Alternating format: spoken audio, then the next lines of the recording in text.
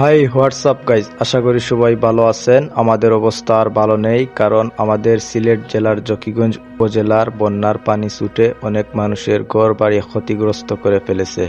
আপনারা সবাই আমাদের জন্য দোয়া করবেন, যাতে আল্লাহ রাব্বুল আলামিন আমাদের এই গজবের ছায়া উঠিয়ে রহমতের ছায়া দিয়ে ভরপুর করে দেন এবং বন্যায় ক্ষতিগ্রস্ত মানুষদেরকে ধৈর্য ধরার তৌফিক দান করেন।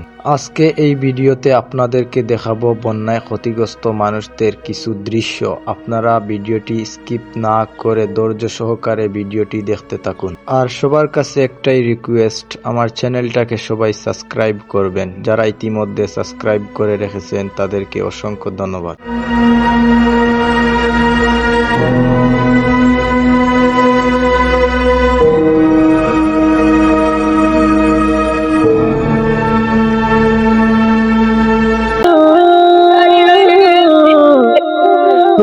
আমার কাদা কাপড় গর্ব কিছু নাই, আমার কিছু নাই, আমার কিছু নাই। তুই ভাঙলি আমার এসে বাচ্চারা সাগর কিনারে থাকতাম, তুই করলি আমায় পর।